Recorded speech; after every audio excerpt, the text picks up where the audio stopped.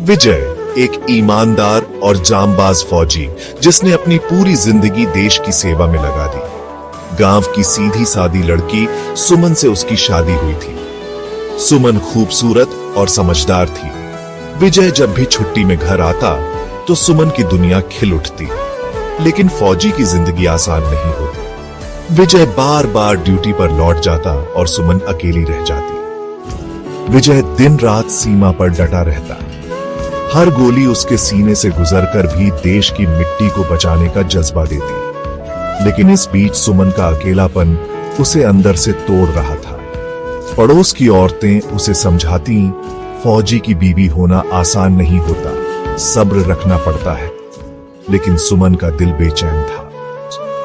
राजेश, जो गांव में विजय का ही दोस्त था, सुमन के करीब आने लगा।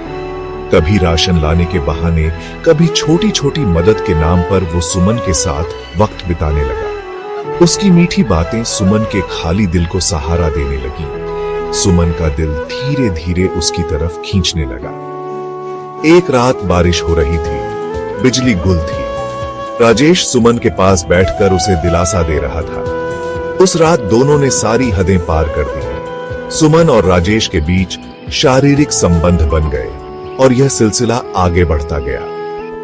विजय बिना बताए छुट्टी लेकर अचानक घर लौटा। रात का समय था, घर का दरवाजा अंदर से बंद था। उसने खिड़की से झांका तो देखा सुमन और राजेश आपत्तिजनक हालत में थे। विजय का खून खौल उठा, उसकी आंखों में अंधेरा छा गया। विजय ने दरवाजा तोड़ा और राजेश को बाहर घसीट लिया। उसने गुस्से में कहा, जिसके लिए मैं अपनी जान दांव पर लगाकर देश की हिफाजत कर रहा हूं, वो मेरे भरोसे का गला घोंट रही है। सुमन सिर झुकाए खड़ी थी, लेकिन अब कुछ बचा नहीं था। सुमन ने हाथ जोड़कर माफी मांगी, लेकिन विजय के दिल में अब कोई जगह नहीं थी। उसने कहा, जिस रिश्ते में भरोसा टूट जाए, वहां माफी की कोई कीमत नहीं। तुमने सिर्फ मेरा नहीं, मेरे फौजी सम्मान का मजाक उड़ाया है। विजय ने सुमन को हमेशा के लिए छोड़ दिया और वापस ड्यूटी पर लौट गया। जाते जाते उसने कहा, अब मेरे लिए मेरा देश ही सब कुछ है। जिसने मेरी इज्जत को मिट्टी में मिलाया, वो मेरे साथ नहीं रह सकती। कहानी का संदेश, फौजी सिर्फ सरहद पर नहीं लड़ता, वो घर की इज्जत और मर्यादा के लिए भी संघर्ष करता है।